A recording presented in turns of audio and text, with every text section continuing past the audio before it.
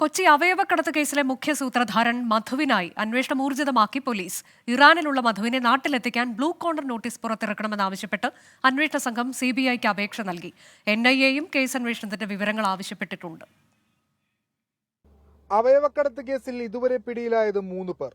ഇറാനിലുള്ള കൊച്ചി സ്വദേശി മധുവാണ് തങ്ങളെ നിയന്ത്രിച്ചിരുന്ന പിടിയിലായവർ പ്രതികൾ മൊഴി നൽകിയിരുന്നു. മധുവിലെ നാട്ടിലെത്തിക്കാനുള്ള ശ്രമത്തിന്റെ ഭാഗമായാണ് ബ്ലൂ കോർണർ പുറത്തിറക്കാൻ അന്വേഷണ സംഘം CBIക്ക് അപേക്ഷ നൽകിയത്. കേസിലെ ഇരയായ ഷമീറിനെ മധു ഫോണിലൂടെ ഭീഷണിപ്പെടുത്തിയതായും അന്വേഷണ സംഘം കണ്ടെത്തിയിട്ടുണ്ട്. 2019 അവസാനമായി മധു ഇന്ത്യയിലെത്തിയത്. ഇതിനിടയിലാണ് കേസിലെ NIA ഇടപെടൽ. അവയവക്കടത്തിന്റെ ഭാഗമായി മനുഷ്യക്കടത്ത് നടന്നിട്ടുണ്ടോ എന്നാണ് NIA പരിശോധിക്കുന്നത്. നേരത്തെ കേസിൽ പിടിയിലായ സാബിത്ത് നാസറിനെ NIA ചോദ്യം ചെയ്തിരുന്നു. എന്നാൽ കേസന്വേഷണം NIA ഏറ്റെടുക്കുമോ എന്ന കാര്യത്തിൽ ഇനിയും വ്യക്തതയില്ല. മധുവിനെ നാട്ടിലെത്തിക്കാനായാൽ അത് അന്വേഷണ സംഘത്തിന്റെ വിജയമായി കണക്കാക്കാം. NIAയുടെ ഇടപെടലും കേസിൽ നിർണായകമായി മാറുന്നു. കൊച്ചിയിൽ നിന്ന് വിഷ്ണു സുരേഷ്, 24.